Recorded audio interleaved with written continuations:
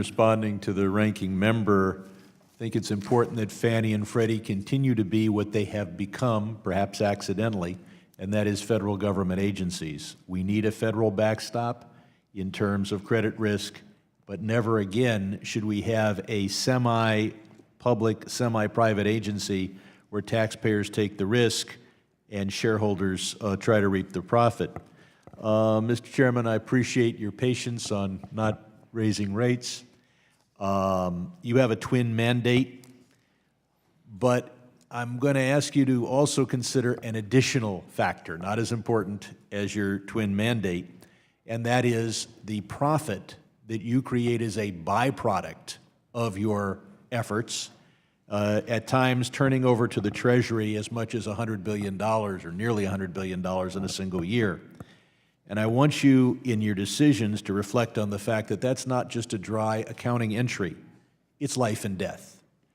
We have limited amounts of money that we can spend here in Congress on cancer research, on body armor for our troops and research to make it better, on opioid programs, so people will live or die based upon whether you are able, as you have in the past, to turn over nearly $100 billion of unintended profit. And I realize that's not your mandate, but it is life and death. We talked at another meeting about wire transfer fraud, and I'll get you some background material on that. But I do want to talk to just focus the committee on the fact that people are being tricked through the internet to wire their funds into a particular numbered account, thinking they're sending the money to, say, the person they're buying a house from, and instead it's going somewhere else. So if we have a confirmation of payee system like the British, we can avoid much of that. As to your balance sheet shrinkage, that diminishes your profit that you can turn over. It also, as you sell off or allow to run off your mortgage-backed securities, you're raising mortgage costs for people. Your testimony said we have a good job market. It's not good until there's a labor shortage that drives wages up to make up for the 20 years of stagnant wages that we've had over the last 2 decades. So I hope you would aspire for more than just a 4% unemployment rate.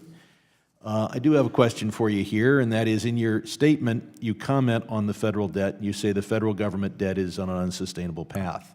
Now, of course, fiscal policy is outside your purview, but it affects what you do. We also have a trade deficit, about $500 billion a year, kind of similar in size to the budget deficit. And so every year we borrow another $500 billion to finance that as a country borrowing from abroad.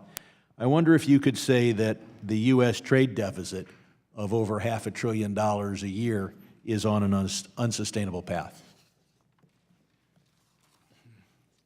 Yeah, I mean, I don't think I would say that. I mean, the current account deficit is really set by the difference between savings and investment. And I mean, the reason the federal budget is on an unsustainable path is that the debt as a percentage of GDP is at a high level, but much more important than that, it's growing faster than GDP. So debt cannot grow faster than GDP forever. Whereas I don't know that I'd say that about the accumulated trade deficit, where every year we borrow over over $500 billion, just adds to our foreign debt. But I want to go on. Some of my colleagues find this hearing kind of dry, and so they've urged me to spice things up by asking an accounting principles question. We have CECL, the proposal for the current expected credit loss system being proposed by FASB. The effect of this may be to increase reserves, but you and the other bank regulators are supposed to determine the size of reserves. We shouldn't increase or decrease reserves because of a esoteric accounting theory discussion which has gone awry. And so I wonder whether you believe that we should make this major accounting change for banks that will deter lending, particularly in economic downturns, without a quantitative impact study. Have you had a chance to look at this issue and how it will affect the banks that you regulate? Yeah, so we don't think that it will have that effect, but we'll be watching carefully. We've been looking at this. It's really been under discussion for a decade now.